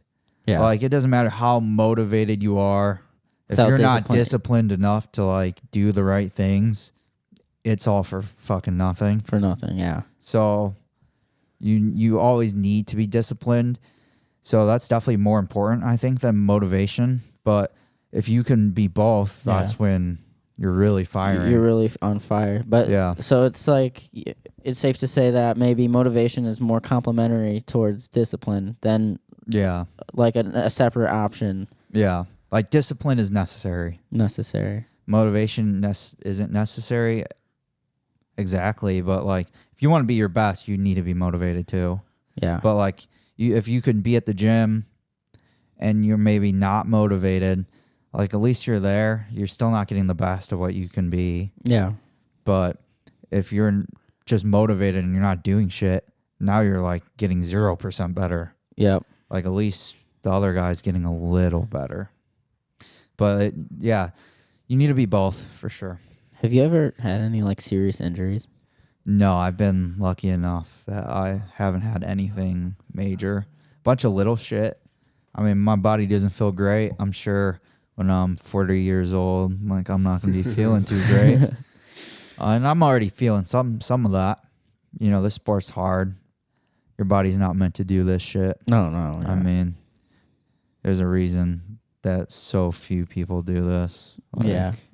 Do you think it not having many injuries plays with because how you lived your life? You just been all over like just like this, or is it definitely like not being injured ever like seriously, you know, knock on wood, is It definitely helps. It definitely helps with like what I was saying, being consistent is most important. And like some people, it's not their fault, Luck, that the stop of the consistency happen. Like some people just get hurt, and and that could end people's career because now it's hard to get back into that routine of like what you used to do every day. So I understand how some people fall off like that. And I've been lucky enough where I've never been hurt, where I've never had like to get back into it because I've never been out of it. Yeah. So yeah, that definitely has helped, But I take care of my body as much as I can. So Do you feel like you listen to your body very well too? Like being able to be like, okay, my back is kind of fucked. Maybe I should take it easy on training, or maybe skip a session. Or is it more like you got to be in there no matter what mentality? I'm always pushing it maybe a little too hard. Just been a little lucky. But I mean, I try to take care of myself as much as I can. But like if I have a fight, I'm not missing a practice. No. Oh no. Fuck that. That's fight camp. You gotta fucking you gotta nut up at that point. To the Fighter Fluid family, really quick. We're gonna have a Twitch exclusive Nick Aguirre and Jose segment. Yes, sir. Partially because the food's here, and also I have to take a piss. This might just be a bathroom break for all of us, but we're gonna pause the recording. The Twitch is still live. So you want to just do a quick summary of what you guys were just talking about, Jose? For the recording? His college career, where he went, Yeah, just where I went to school. and then what he liked, what he didn't like. So my horse story. So there was this like one quote I saw where it's like, a kid fell off a horse and like broke his arm, and everybody in the town like went up to his dad and they're like, oh, that's so terrible, and like I'm sorry, and he's like, it's terrible, and he's like, maybe it is. He's like, maybe, and then the Army gets drafted that same year. Okay. And they come around. You've heard this one? Yeah, I think so. I think it's on fucking Joe Rogan. I'm not going to lie. Maybe. And then the Army comes around and they're drafting people. And then he doesn't end up getting drafted because his arm is broken. He's like, I'm sure I'm missing a fucking part. But the point is, like, you don't know exactly why things are happening. Happening the way they are. Like, it could be for a bigger reason. It could be for a bigger cause. But I really love that because I think everything does happen for a reason. Yeah, I think that's a good mentality too. I mean, if I didn't believe that everything happened for a reason, like it would make it harder to like go through hard times. Yeah. Yeah. But when you think of it that way, you see that there is a bigger picture. I think that definitely helps you. 100%. Yeah, I think so as well. Did you need to go to the bathroom? I did. All right, he did it right here. Oh, okay. You're fine then. Another Twitch exclusive segment until Jose comes back. What's up? We're back. Ricky Juarez from our high school says way. Legendary. Dog. Thank you. He's Thanks, so Ricky. supportive. Yeah, thanks, Ricky, dude. But we love the support, Ricky. You were actually awesome. He was on the podcast on Tuesday too, giving us our just being nice props. Ricky's that guy. He's that guy. It's good to have people like Ricky. Do you have any comrades from your wrestling in high school that you're still close with? Yeah, for sure. Yeah, I have decent amount of friends still from high school wrestling, and they're all super supportive of my fighting. I don't really get to hang out with too many of my friends from back home too often, just because I live out here. That's like an hour away, and I'm always training. I'm always in camp. I don't drink a lot. I don't party. And they're too kind much. of on that stage. Yeah, and they're living normal life. Like if Yeah, they that want, is, like, if they normal, want to go yeah. have a beer on the weekends, fuck, they should. They deserve. Go have a good time. You worked all week. Go have a beer. But I can't really do that stuff too often. No. And I don't really like being the sober guy. It's weird. Yeah, it's an awkward place. My 2024, I made a promise to myself. I was like, I'm done with anything that is alcohol related, which I should be. I'm 19 anyways. I'm just, and I never would drink like that either. I would just do it. I hope you never drank before. You're 19. So that's illegal, buddy. You're right. Hey, I've never done anything in my life, but He 2024 told on himself. He did it to himself. Huh? I was just gonna say 2024. I promise I'd never do it because I never have done it. But 2024 was like I'm gonna give up all that shitty stuff. Yeah. It was like that New Year's resolution where all those guys walk into the gym and then they walk back out like 2 months later. But it's like for real. Like I wanted to actually do something big for myself in 2024. Yeah. I mean, that's good. But, you know, so yeah, I mean, I still have a lot of friends. They're good dudes. Yeah, but yeah, they like Were you the like only to drink a little bit. Yeah, that's. Were you the only one that from your high school that pursued the fighting career? As far as I know, I don't. Other than my brother, Yeah. Other than my brother, I think it's just me and my brother. There used to be somebody else from Oswego who was like more my older brother's age, but I don't think he was very good, to be honest.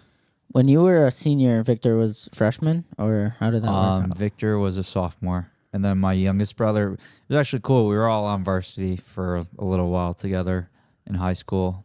When I was a senior, my youngest brother Mike was a freshman, and then Victor was a sophomore. So that was fun. Nice experience for us. So would you say like you and Motaz have like that Cheech and Chong type of relationship? Like, Oh yeah, you guys are really close buds. Like, we're very close. That's I would awesome. say like that's my guy right there. So yeah, we train together basically every day, and yeah, like when I started, like when it became like serious in terms of like I'm actually getting ready for a fight. Like I'm not just training. Like I have a fight scheduled. Like I started training with Motaz like back then. So I've known him for a long time, and it's been nice, like seeing how our journey's going, and you know, hopefully we accomplish a lot more. I know we both are very talented, and I know we both have the hunger and like work ethic to be high up there. So you know, just he's a really nice guy. yeah. Motaz You think he'd want to super come nice on guy. here? Oh, I'm sure he's a nice dude. Motaz, if you're We'll see. watching this, come out on the Fighters in My Basement podcast. Come in the basement. Just bribe him with some food. That's what we do. We can't guy's offer you a- money, but you can pick food, and if you're lucky, Jose will be paying. You can get Yes, a nice sir. steak. But yeah, dude, I like you guys are always partnered up with each other. And the day you tried Fighter Fluid, and you said like you wrestled for like really good that day, right? Yeah. I felt good wrestling. We have here one of the very rare people in this world who I've tried it. tried it, and Yes. somebody got high off their own supply, so we don't have any samples left. So he's kind of a unicorn, just because there's not many people who've tried it yet. Yeah, it was good, dude. And yeah, I felt good that day training. So yeah, you know, We're gonna hook you up. We're gonna hook you. Yeah, Fighter Fluid. Are you This is not. This is not a fucking like business. I'm just curious. Are you sponsored by anybody? No, I'm actually not. That's actually one thing with my fighting career that I do terribly. Is sponsorships? Like I just don't. I don't know. I'm kind of a quiet guy. I'm kind of shy. I don't put myself out there too much. Like it's easy for me to talk like when it's just me, you know, people Yeah. I know. But like random people, it's like hard for me to be like, yo, sponsor me. Yeah. Like, How was your first? How was your first like UFC press conference? Are there like a lot of nerves? Like, no, not really. Feel like I was mentally preparing myself for that moment, like yeah, since I was a kid. So like that was like the exciting stuff. Like, well, I get to like do this finally. Like I wanted to do it. So, you know, it wasn't too nerve wracking. How was it getting signed to the UFC? Was it like just an email, or is it like they came up to you? So my manager called me, and actually, it was a crazy time. And actually, taking that fight was a terrible timing too. I mean, I had fought. I want to say the year before I had taken 5 fights. I fought 5 times, but I went through 6 training camps. One time, a guy just didn't show up. He didn't show up the day of weigh-ins.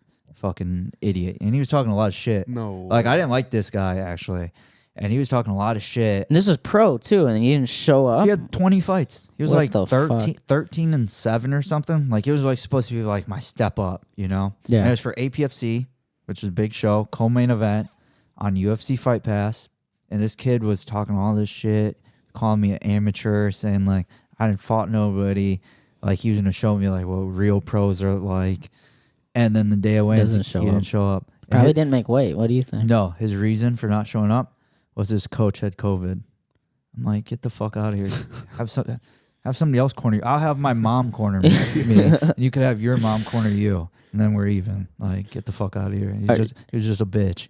But you're scared. But, do you keep up with like P4L, PFL? Yeah. Do you know like Sage Northcutt? Yeah. Did you hear about how he didn't fight because his coach, I think his visa didn't get accepted or something? Like, that's just silly. Excuses. You just don't want to fight. Yeah. But that's fine. But so yeah, I had taken like 5-6 fights that year. So I was cutting weight for a long time. So like I finally was like, yeah, I'm gonna enjoy myself a little. Like I'm gonna eat a bit and just kind of, because I figured I was 7-0. I didn't think the UFC would sign me yet. And then my manager, I had just got signed with Iridium Sports Agency. That's Jason House. And he's like big agent. He has like a lot of UFC guys. And he had gotten me a deal with ONE FC. And it was supposed to be like a 5-fight deal. Or it was like 5 fights or like 20 months or something like that. Like either the 20 months expires or you had 5 fights. And it was a good deal. Like the money was good. And like the same as the UFC money. So not fucking excellent, but you know, good for like fighting, you know? Yeah. Like I was finally going to be able to be like, okay, I'm cool. Like I'm good with this. And so like me and my wife talked about it a lot. And I kind of came to the conclusion that like, you know, my dream was to be in the UFC. So like I'm just going to try to go that path. But it was hard. Like I kept going back and forth because like ONE FC is a great organization, and like I watched their fights, and like I think ONE FC is a great place to be. So like I was like trying to decide what to do, and then Jason, my manager, calls me, and I'm thinking he's calling me about like, hey, you need to decide now, because it had been like a week, and he was like, yo, how would you feel about fighting this Saturday? I was like, what the fuck do you mean? Like, I'm not fighting fucking Saturday. Like I'm eating like a Philly cheesesteak right now, and I weigh 165 pounds because I like let myself enjoy life for like 2 weeks. I told myself I'm gonna enjoy life for 2 weeks, then I'm gonna get a fight again, and you know it's gonna be another year of 5 fights, and hopefully this year the UFC signs me. And then he was like, no, the UFC wants you to fight Saturday.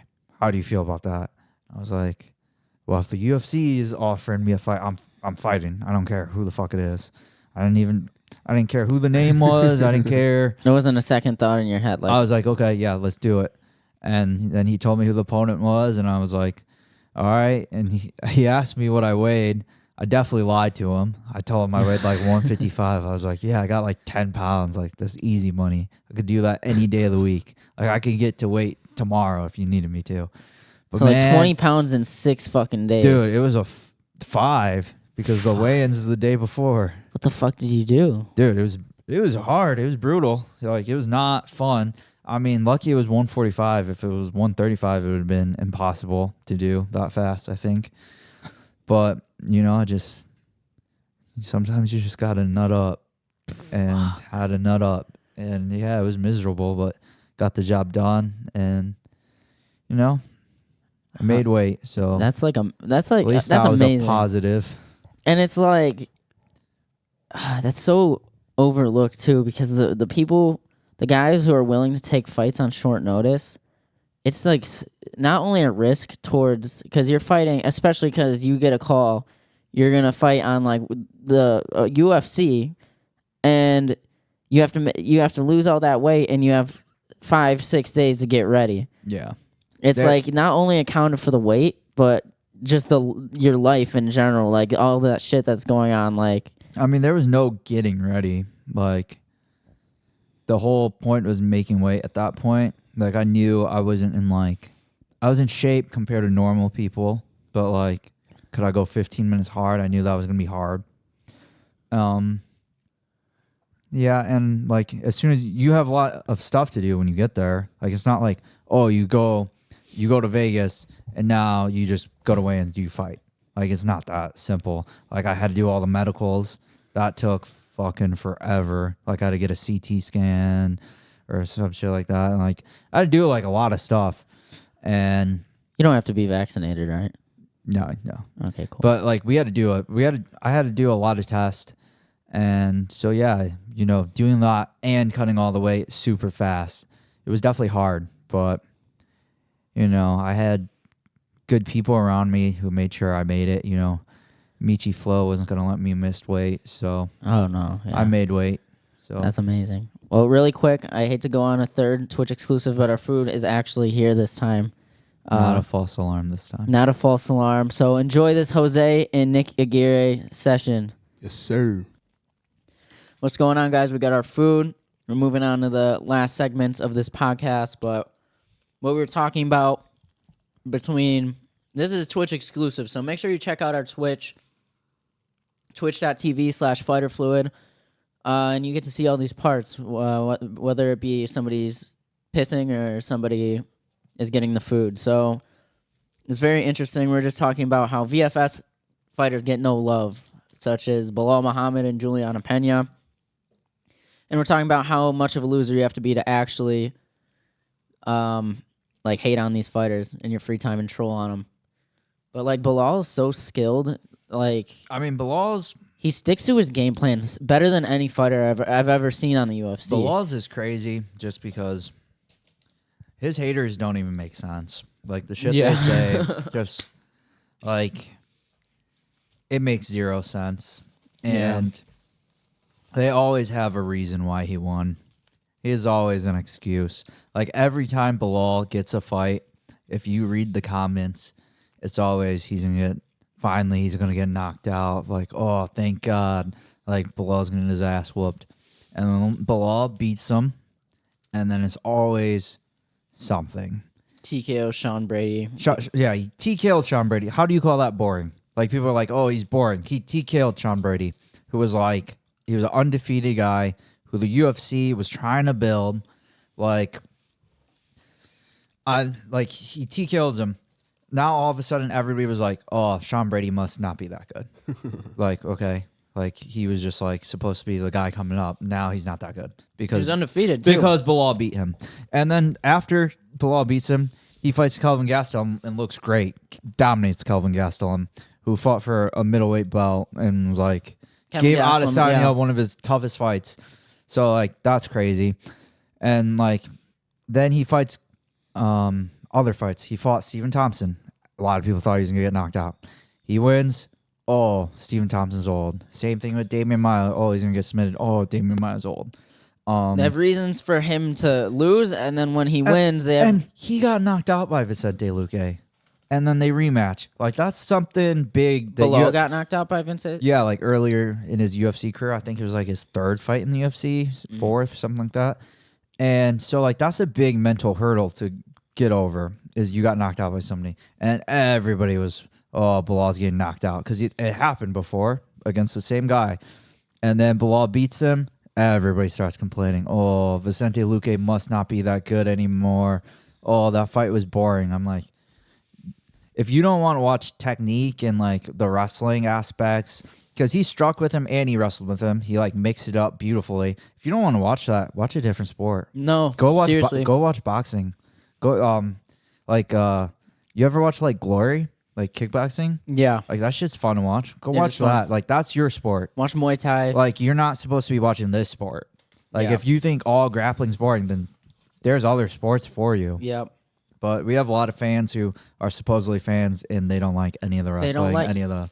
I went to a Bellator fight once, and there was this two guys fighting. I think it was like it was on Ryan Bader's card. I think he was fighting. I can't think of the guy who was fighting, but anyways, it was like an earlier fight in the prelims, and there's this like really a technician, a jiu-jitsu practitioner, really good dude who has good wrestling. He takes this guy down. Not even 15 minutes of them being on the ground. Stand them up. Jason Herzog was the fucking ref, and they're like, little baby Herzog doesn't want it. They're roasting the fucking ref at this point, and it's like, dude, how the fuck are you like? Dude, Herzog's a good ref, too. I love her. Herzog. I think he's the best ref. He refs for the big boys too, the bigger fights. Yeah, I think he's the best ref. He is. I like him a lot. I like Herzog and who's the other like really the most well known? Herb Dean. Herb Dean. Herb Dean. People have been hating on Herb Dean lately. I know. It must have been like a bad call that he had or something. Yeah, I like that guy with the long beard too. Oh yeah. He's cool too. I don't know what his name is, but I know who you're talking about. Do you see the hate comments whenever you lose or something? Yeah, after this one, I had a fucking shit ton. Like, that sucked. Like, you had a terrible day. Like, you had the worst day ever, and you can't go on your phone really, because if you I mean, I just deleted a lot of it, but I had a shit ton of notifications because there's a lot of losers out there who they got nothing better to do, and they're not doing shit. Like, I'm sure if I looked on their profiles of the people who were saying shit, I'd be pretty unimpressed about who they are. So, oh yeah. I mean, they're commenting on my shit. I'm not commenting on theirs. So that says it all. It says it all. You know, you made it when you have haters too. Yeah, I mean, and when there's you always have, gonna be haters, dude. Like even in this sport, there's people hating on other people. Like even people who are good can sometimes be salty little bitches. oh yeah. I mean.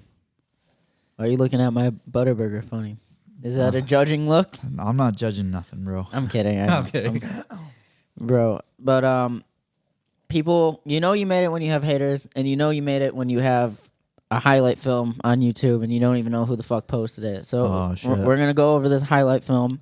Oh, God. And after every highlight, we're going to kind of pause it, get a reaction. Is this going to be did you watch this recently, or is this going to be kind of a throwback? Yeah, I haven't seen this in a long time. I think I've seen it one time. My dad asked me, who made this? And I was like, I don't know what the fuck this is. Let's take a look. All right, it's working. Make sure the audio is off, because this might be the first episode we actually don't get copyrighted. When was this made? I think 3 years ago. 1 year ago, actually. Okay. I don't know why I thought 3.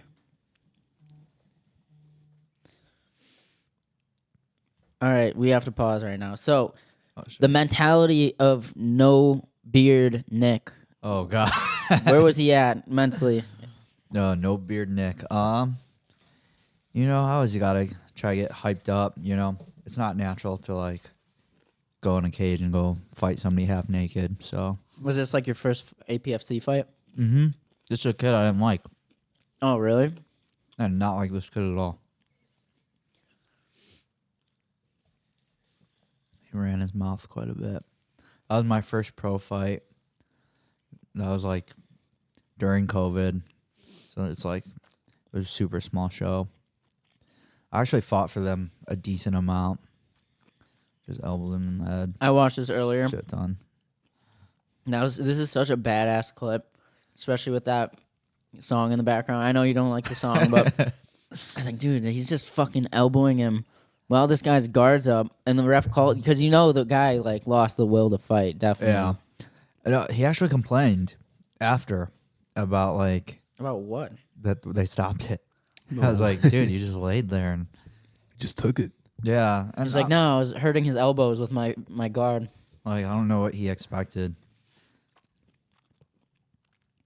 I don't know how you complain about them stopping this. At that point. He's done at that point. How many times do you want me He's not even flailing anymore. You're just a dead body. But yeah, he was upset by that. This guy was awful. Technique-wise? He was so bad. I fought him on a week's notice because at 150 pounds. Was this amateur or pro? Pro. I was supposed to fight for them, and they couldn't find me a fight. And then all of a sudden, maybe a week and a half before the show, they were like, well, we found this guy. I don't know if he's anything about him. And I was just like, well, I'm either going to fight and get paid or just be like, oh, I'm too good for that and not fight him. So I fought him, but geez, I felt bad. He was so bad. He should not have fought. In that type of pro setting, is there people who are either just really good or really ass? There's some guys who are fucking terrible. I mean, when people are like, I'm a pro fighter, that means very little. There is not much that it takes. Like, especially in some states, there's no amateur or like there's no requirement to become a pro. So like some can just jump states, straight to yeah, like you could say you're a pro athlete or a pro fighter. It doesn't mean jack shit. You just beat Billy from the fucking farm, and Or you're like 0-10, but That's technically crazy. you're still a pro fighter. So wow. But what do you think is like when do you think we're gonna hit an era where it's like the pro fighters are actually like, if you're pro, you're fucking pro? Like, do you think we're gonna hit that soon, eventually, or do you think MMA is still No. a growing? never will, because big reason because it's good that commissions got involved, like the state got involved and made commissions. So that's good in a way. The bad part of it, I mean, at least there's standards now. Before there was no standards. Anybody could do anything.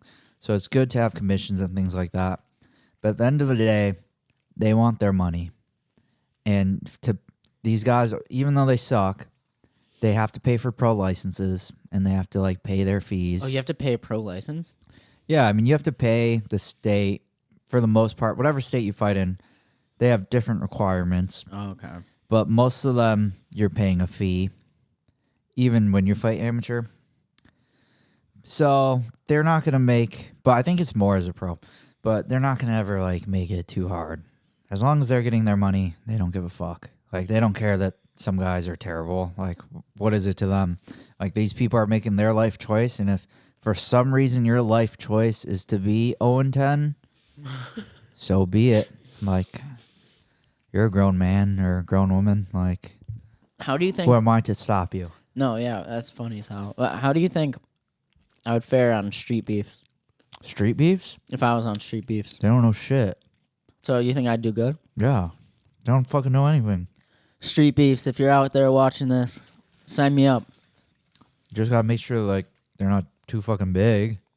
Only my weight class. I'll fight 125 for you guys. Open weight, heavyweights. Yeah, like, as soon as you get somebody, like, on the ground, they're gonna be completely lost. Like, normal people have no clue what to do. Would something like that even count as an amateur record fight? No, it's... No. Yeah, no. Never mind. We could count it, though, if you want. Yeah, we might have to count that one. So wait, this guy.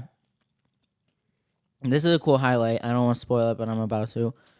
You're punching his face in while he was just holding on for your head for dear life, and the ref ended up stopping the fight. Is that because he got basically knocked out, or did he just stay there for too long? He just stayed there too long. I think he might have even tapped. Like, I think he started screaming, like, stop. Or there. Yeah, he tapped. Imagine getting tapped to getting punched in the face. Yeah. That was my pro debut. And then this is a kid I didn't fucking like. I got unlucky with him, too. Because I was supposed to be, like, a big fight, and he kind of blew it because he took a fight a month before we were supposed to fight, and he lost. And that kind of, like, made it look worse. Then he lost again. Yeah, because he was 2-0, and he was, like, 5 or 6-0 as an amateur. So we were both undefeated at that point, like, never lost as an amateur or pro. So it was like a nice looking fight. And it was on APFC co-main event. And then for some reason that dude took a fucking fight a month before we fought. And I was like super nervous about that. I was like, why the fuck is he doing this? Like, why risk it? We already have a fight. Like, and he fought and he fucking lost. He won the first 2 rounds and then got submitted in the 3rd round. And I was like, fuck. Because I was like hoping. Do you ever wonder where these guys are now? I mean, I kind of have an idea of some of them. Like this kid right here, I believe I know this fight. I'm actually pretty cool with him. Like, he's a super cool guy. Like, I like this guy a lot. All right, you gotta have some pretzels, man. Dude, sure. We'll eat the pretzels so you don't feel bad. Thank you. I didn't know these motherfuckers were gonna give me fries and 125 my ass. You know what's crazy though? After Coach Mike pushed me like that, I ended up getting down to like 140 naturally. So I walk around at like 141 right now. So 125 soon. Coming soon, Street Beefs. Yeah, 25 shouldn't be too hard if you're weighing 41 already. I mean, not if you split these pretzels with me. It shouldn't be too hard. Shit. All right, let's see Yeah, like this. this dude I'm friends with now. Sean Johnson. He actually like won like nickname of the year for UFC Fight Pass. What was his nickname? Dude, his nickname's funny. He's Sean the Brutal Noodle Johnson. And then this dude did the same thing too as the one kid I didn't like. Like he was 1-0 as a pro. I was 2-0 as a pro. Is that Johnson again? Yeah. But yeah, I was 1-0. He was 1-0. I was 2-0. And so I took that fight thinking, you know, that's like a good fight for like starting out. And then that guy also took a fight a month before we fought. And he was fighting some guy who was terrible. So I didn't mind. I was like, okay, he'll be 2-0. I'll be 2-0. Like, that'll be cool. And he lost? And then his guy pulled out and he rematched the same guy he had just beaten for his pro debut. He beat the guy in like a minute, and the guy was trash. So you're like, okay, he's for sure going to be 2-0. And I went on his Instagram the day of the fight, and he wasn't posting. That's always the sign that somebody lost, is they don't have any stories. It's just like their Instagram is dead. Because if Otherwise you win, they'll have like 1,000 reposts. 1,000 reposts, and he had nothing. So I was like, what the fuck happened? Like, no way this kid lost. And I went on the show's page, and sure enough, he fucking somehow managed to find a way to lose. Managed to find. That's fucking fun. And he kicked this kid's ass too. You said, right? Yeah, but it was like unlucky for me because I was like trying to get those records. Like, I wanted like higher level fights. Like, I wanted to fight guys who had good records. And like, I found two guys that I thought like were solid, and they're gonna have like good records too. They're gonna be undefeated like me, and they both blew it. So that sucked. No, that's really unlucky. Yeah, that was unfortunate. Did he get knocked out, or was he? Do you know? He got submitted. Both of them got submitted. They don't got enough jiu-jitsu. No, not at all. But you paid that anaconda choke. Was Victor watching that one? You were like, "This is for you," because I know that's his groove right there. He's a copycat. Oh, he stole that from you? Yeah, a bit. Fuck. Well, I mainly do darces. I like was always known to do darces, and now all my two little siblings think they're like darce masters. I'm like, don't forget who started it. Don't forget who started this trend in the Aguirre family. Yeah, What about your dad? Is he slick with the darces? not quite.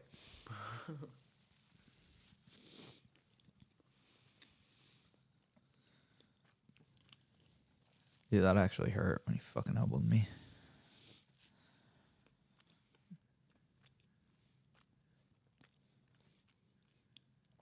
Were you really proud after this triangle? Like, No. how high? No? No, I actually was super pissed off with myself after that fight, to the point where it was like, it was too much though. So like sometimes I used to struggle with that, was being happy after I won. I like, for whatever reason, really had a hard time with that. I'd always find like things that were wrong. Like the fact that he took me down, that like I couldn't get over that. It was a blow to your ego, kind of. Yeah, like that pissed me off, like more than winning made me happy. And then I remember like being with my wife, and we were like driving around trying to get some food that night, and I just was like, I was being a mopey bitch, to be honest. You know, I was like, After you won.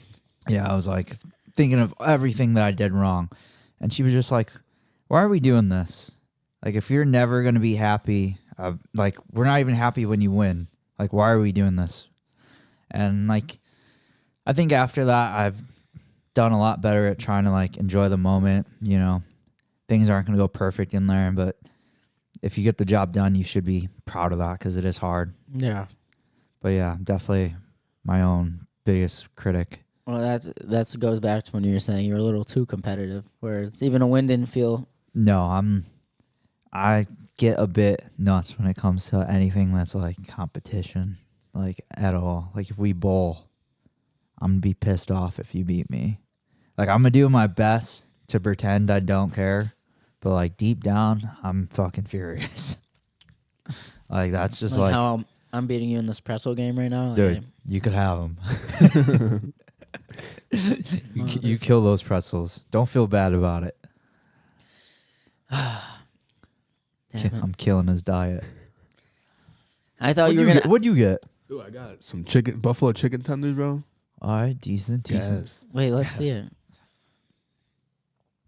They're in there. They were in there. No sauce. No sauce or nothing. Raw doggy them, bro. Oh god. Sometimes you got to. Yeah. All right, so when I first saw this was like the slickest thing I've ever fucking seen. Yeah, honestly, like I just feel like once I elbowed him in the face there, I kind of felt him like Give up. he didn't want to be in there anymore. Like he didn't like that. 'Cause he kind of like gave me that leg to bring him Roll over. yeah. And like once you roll over like that, it's done. Donezo. The hat. Dude, I used to wear that hat all the time. Like every time I had a fight, I wore that hat. It's like my thing.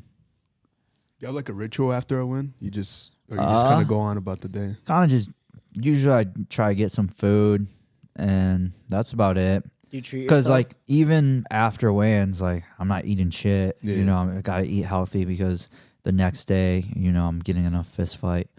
So like as soon as that fight's over, I'm ready to fucking go to town, dude. Yeah. Like I'm ready. So try to find something. You know, usually a lot of places are closed, so it's usually bullshit. Like some Pizza. even Burger. fucking like McDonald's is the only thing open type shit. But you know, we make do. We know anything tastes good at that point. You gotta go to Denny's. Dude, Next I time. actually fuck with Denny's. Denny's so. is good. Yeah, we've done that a few times, like my family. My older brother fought. I don't know if you knew that. So my older brother had a shit ton of fights. You mentioned it earlier. I was actually gonna ask, like, what's his name? Dan had a lot of fights. Should Dan we watch Aguirre. some of his fights right now? Would you like that?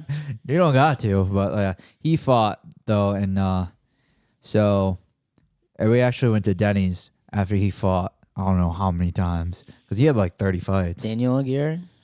Yeah, probably would have to put MMA, but yeah, he had like 30 fights. So we've had a lot of late night Denny's. Cody Sheev. Who's Cody Sheev? That's my fight. Those are mine. I don't know how far back you have to go. It's been a long time since he fought. And also, but you could just put on. Oh, is this him? Like that one. You could put on that. That's fine. But yeah, he was 10-4 as a pro, and he was 12-3 as an amateur. So he had 29 fights. Yeah, he actually. That's him right there. Yeah, he should have been the first Aguirre to get in the UFC, but you know, things happen. He actually got a late notice call for the UFC when he was, I think right after this fight, he got a late notice UFC call, but he just couldn't make the weight. It was like a week's notice at 135, and he was 6'1", so he's big as shit. It's funny because like you and Victor kept telling me that Mike was like 6'5", because like, and then Mike's a little. Then I was talking to Aaron. It's like, yeah, I'm supposed to grapple Mike to become an Aguirre. I was like, but I heard he's like 6'5", like 250. I was like, what?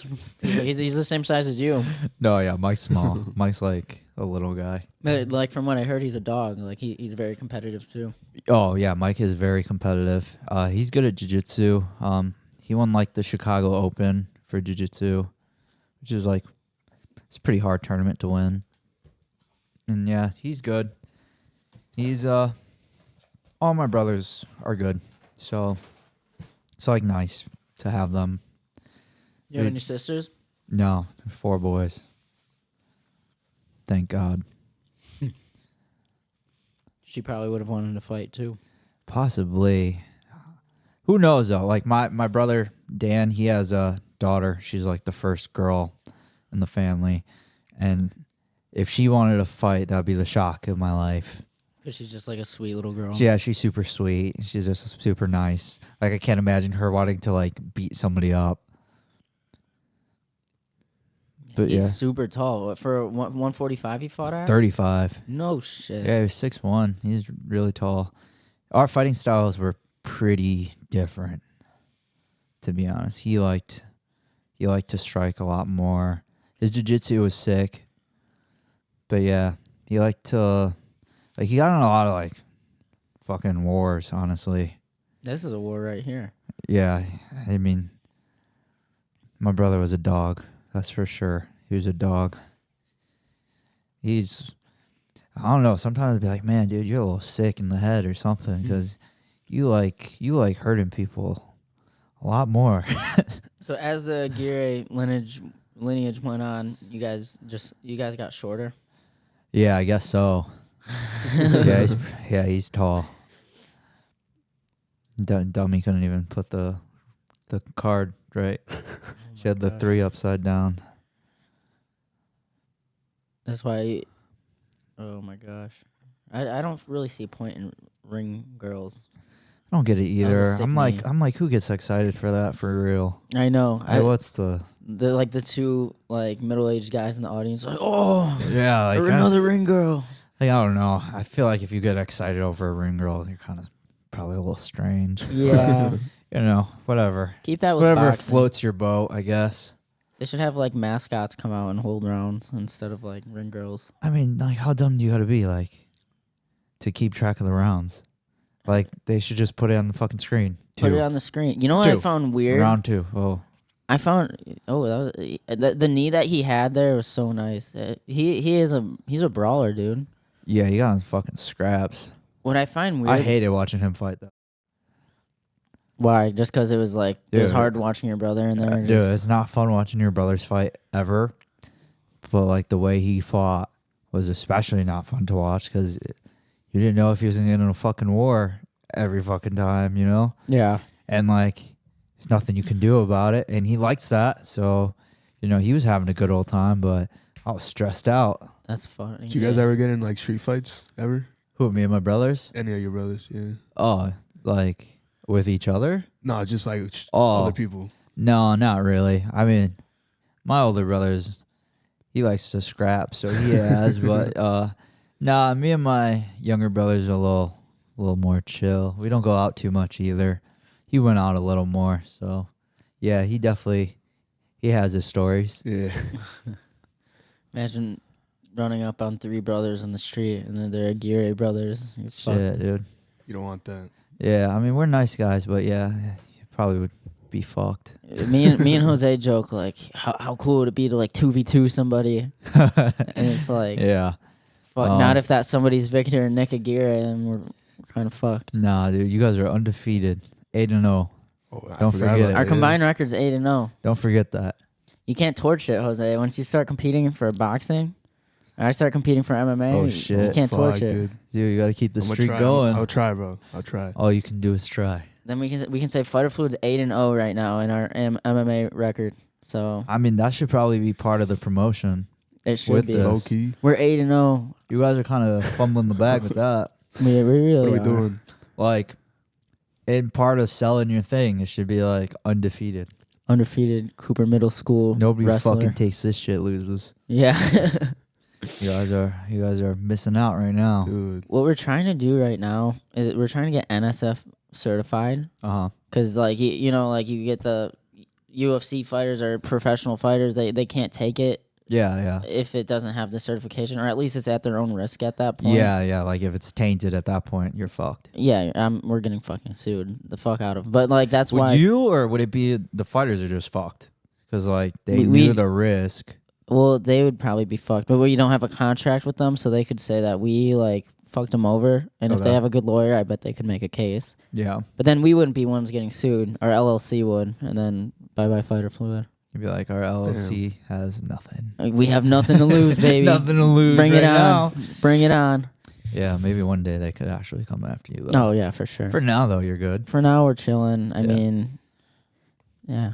I mean, we're going to give it to I'm going to spike some UFC fighters' drinks at VFS. Yeah, And if fuck. they don't test positive, We're And good. then you're in the clear. I'm in the clear. I'm just kidding. I'm not actually going to do that. He's worried now. If Mike Good. Veye is watching this, Watch out with your drinks, man. How did you just say his name? Veye, Veye. because that's how it's pronounced, not valet. Oh, Dude, that's professional right there. Have you seen Coach's old like kickboxing fights on YouTube? I watched one time, like a long time ago. I can't even really remember too much of it, but I've seen it. He's a dog. Yeah, I'm sure. It's been so long. I don't really remember anything of it, but I know I've seen it. Like going back to, he doesn't really put himself out there like that. Nah, he's pretty low key. He is. But we are hitting an hour and 55 minutes. I know you're a man who has important shit to do. Oh yeah, very important. So thank you. Thank you so much for coming on, dude. No, thanks for having me. Thank you guys. For real. Thank you. It was a good time, and I went by really fast. So I know it really did. Did it feel professional? What do you say? yeah, dude, everything was good. You just keep going, and Because you are in a basement. yeah, but everything was good. Just keep going, and I'm sure you guys are gonna get even more comfortable with this, and it's gonna be easier and easier. But yeah, dude, this was effortless. Hell yeah. Thank you. Appreciate it, bro. We appreciate it. Well, Fighter Fluid family, thank you for watching.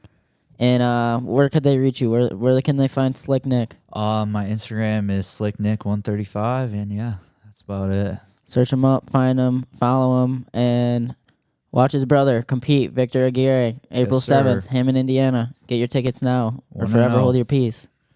Let's go. See you guys.